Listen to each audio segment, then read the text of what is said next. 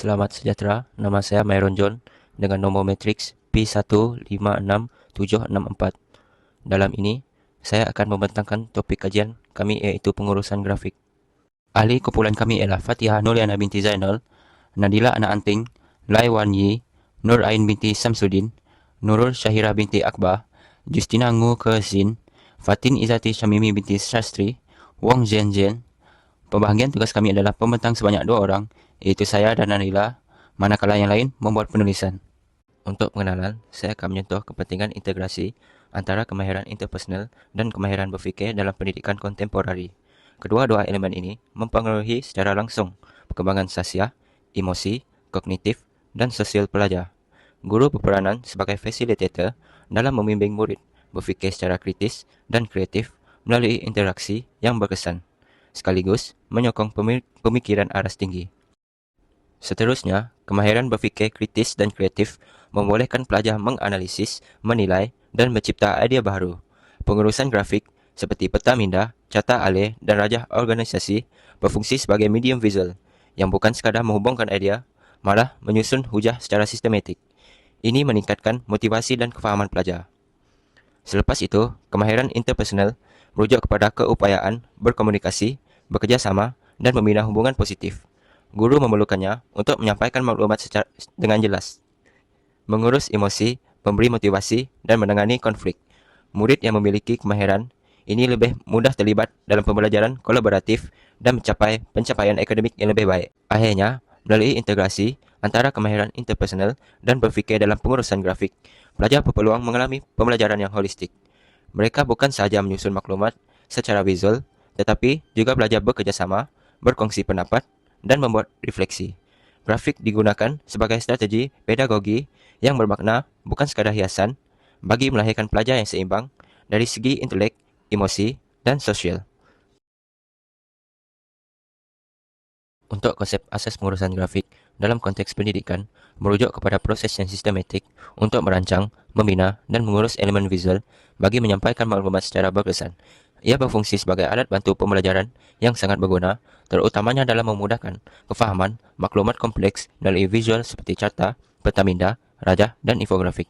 Dalam pada itu, perancangan strategik dalam pemilihan elemen seperti warna, tipografi, image, dan susun atau adalah penting untuk memastikan mesej yang disampaikan selaras dengan objektif pembelajaran.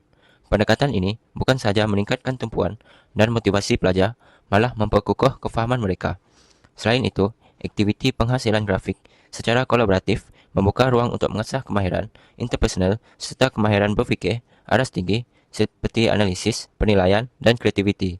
Dengan keadaan demikian, pengurusan grafik menyokong pendekatan pembelajaran abad ke-21 yang berasaskan visual, teknologi, dan interaksi aktif, sekaligus menjadikan proses pengajaran dan pembelajaran lebih menarik, bermakna, dan berkesan. Terdapat beberapa jenis-jenis grafik dalam pengajaran dan pembelajaran. Dalam konteks pendidikan, beberapa jenis grafik utama sering diaplikasikan. Pertama, carta bar yang sesuai untuk membandingkan data antara kategori seperti pencapaian pelajar mengikut kelas. Kedua, graf garis yang digunakan untuk memaparkan perubahan atau tren dari masa ke masa, seperti perkembangan prestasi akademik tahunan. Ketiga, carta pie yang berkesan untuk menggambarkan peratusan atau pecahan daripada satu jumlah keseluruhan. Contohnya, pecahan bajet sekolah. Keempat, histogram untuk menunjukkan taburan data kuantitatif mengikut selang seperti taburan umur responden. Lain daripada itu, terdapat juga scatter plot untuk menganalisis hubungan antara dua pemboleh ubah, peta tematik untuk memaparkan data mengikut lokasi geografi, flowchart bagi menerangkan urutan proses, dan infografik yang menggabungkan pelbagai elemen visual untuk penyampaian yang ringkas dan menarik. Teori dan model berkaitan pengurusan grafik. Untuk memastikan komunikasi visual melalui grafik adalah sistematik dan berkesan, kita perlu merujuk kepada beberapa teori dan model yang relevan. Pertama, untuk model Shannon dan Weaver, menekankan kejelasan message dan kawalan gangguan visual. Dalam konteks grafik, model ini mengingatkan kita agar mengurus elemen reka bentuk seperti warna dan tipografi dengan baik agar message pembelajaran kekal jelas dan tidak dikelirukan oleh gangguan visual. Kedua, teknologi acceptance model memberikan asas untuk memahami penerimaan pengguna terhadap grafik. Model ini menilai dua faktor utama, kegunaan yang dirasakan dan kemudahan penggunaan. Ia membantu kita menilai sama ada grafik yang digunakan benar-benar bermanfaat dan mudah diintegrasikan dalam proses pembelajaran, seperti yang ditunjukkan dalam kajian penerimaan model infografik interaktif. Ketiga, Digital Infographics Information Transfer Model menekankan aspek penyusunan, penyampaian, dan penilaian maklumat yang sistematik melalui grafik. Model ini menolong guru mengurus grafik agar pelajar bukan sahaja menerima maklumat dengan jelas, malah mampu memproses dan menyampaikannya semula. Seterusnya, memindahkan ilmu dengan lebih berkesan. Kesemua model ini membentuk landasan teori yang kukuh untuk pengurusan grafik yang strategik dan berpusatkan pelajar. Untuk kepentingan, pengurusan grafik memainkan peranan yang sangat penting dalam proses pengajaran dan pembelajaran dengan impak yang menyeluruh. Antaranya, ia membantu guru dalam merancang dan menjana idea secara sistematik, sekaligus meningkatkan mutu pembelajaran dan prestasi guru. Maklumat visual yang teratur memudahkan penyampaian, menjadikan pengajaran lebih jelas dan berfokus. Seterusnya, dari perspektif pelajar, grafik yang menarik minat pelajar dan berfungsi sebagai alat multimedia pendidikan baru yang dinamik, ia merangsang minda dan kreativiti. Seterusnya, secara langsung meningkatkan kemahiran berfikir aras tinggi seperti analisis dan penilaian. Selanjutnya, dalam aktiviti kolaboratif, pengurusan grafik menggalakkan pertukaran idea antara pelajar, membina kemahiran interpersonal, interaksi. Ini juga secara sihat mewujudkan persaingan sehat yang meningkatkan motivasi dan komitmen.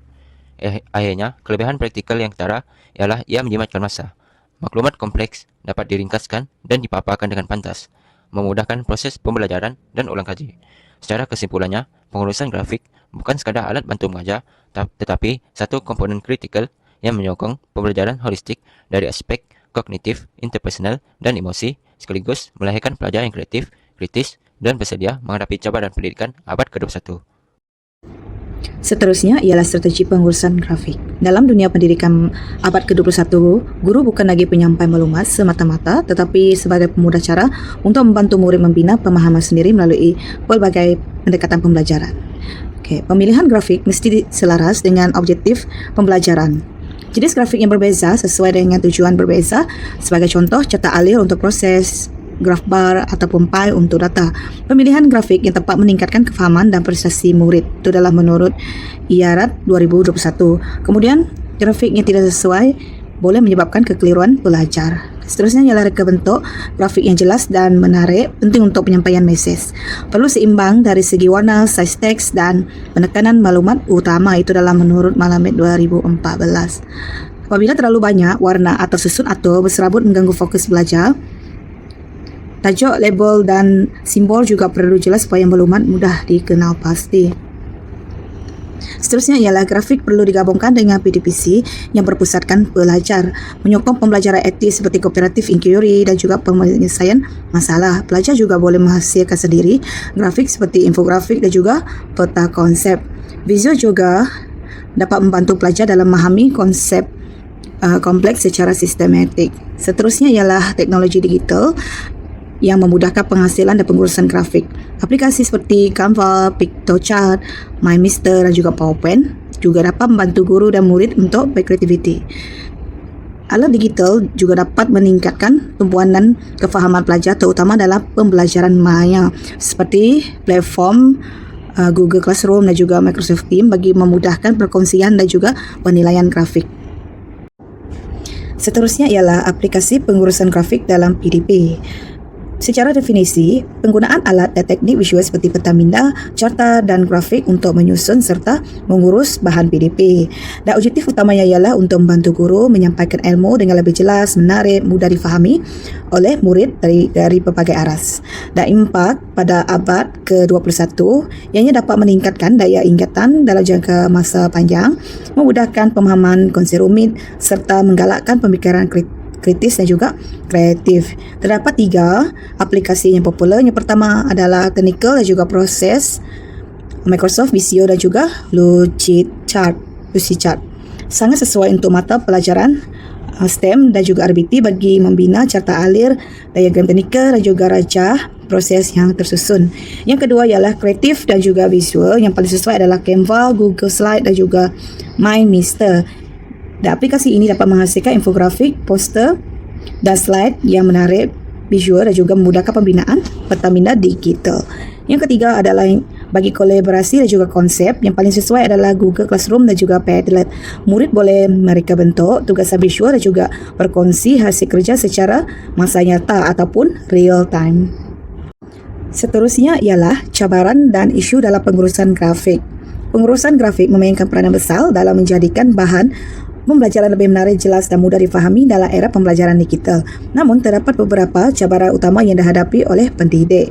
Terdapat 7 cabaran yang dihadapi oleh pendidik. Yang pertama ialah kurang kemahiran reka bentuk grafik. Kedua ialah kekangan masa dan juga beban tugas. Ketiga ialah isu hak cipta dan juga etika digital.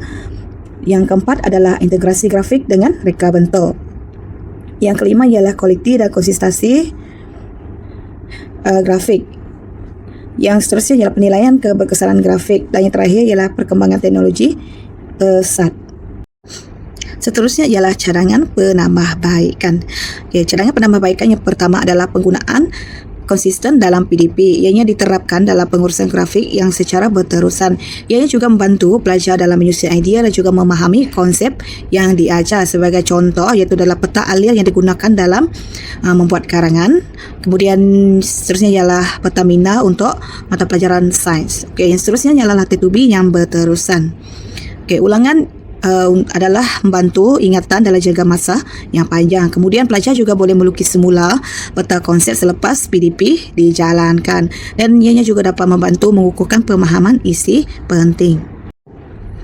Seterusnya ialah aktiviti yang berbentuk pertandingan. Pertandingan ini boleh dijalankan sama ada individu ataupun berkumpulan.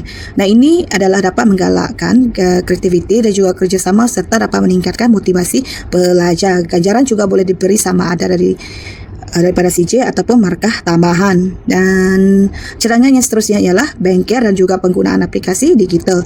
Dan penggunaan aplikasi digital ini memerlukan latihan khas untuk guru dan juga pelajar. Sebagai contoh, aplikasi yang memerlukan bengkel seperti Canva, MyMaster, Lucidchart dan juga Jamboard. Dan aplikasi ini adalah selari dengan pendidikan abad ke-21. Dan juga cadangan yang seterusnya ialah penilaian dan juga maklum balas yang membina kepada pelajar. Nilai kejelasan, isi, kreativiti dan juga susun atur oleh murid akan dinilai oleh guru. Kemudian guru akan mempamerkan hasil yang terbaik sebagai penghargaan di hadapan para pelajar yang lain. Nah, ini juga dapat meningkatkan motivasi pelajar tersebut agar dapat membuat dengan lebih baik.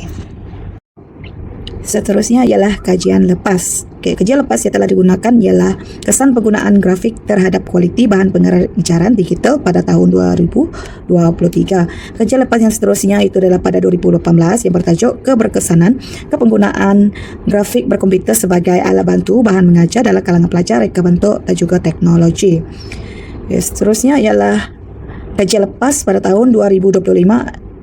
Itu adalah penggunaan bahan bantu mengajar grafik gerakan bagi meningkatkan minat murid berkeperluan pendidikan khas MBPK. Seterusnya ialah kajian lepas pada tahun 2025 juga. Itu adalah keberkesanan slide pengajaran kreatif berasaskan Canva dalam meningkatkan penguasaan geografi. Yang terakhir adalah kesimpulan. Pengurusan grafik dapat meningkatkan keberkesanan pengajaran dengan menjadikan maklumat abstrak lebih mudah difahami melalui peta minda, carta dan juga infografik. Ia menyokong pembelajaran aktif, menggalakkan kemahiran berfikiran aras tinggi dan juga membantu guru merancang penyampaian yang tersusun serta menarik. Secara keseluruhan, pengurusan grafik memperkayakan pengalaman pembelajaran dan juga membina kemahiran interpersonal, kognitif serta sosial murid secara bersepadu, menjadikannya strategi penting dalam pendidikan pada abad ke-21. Itu sahaja daripada kumpulan kami. Sekian, terima kasih.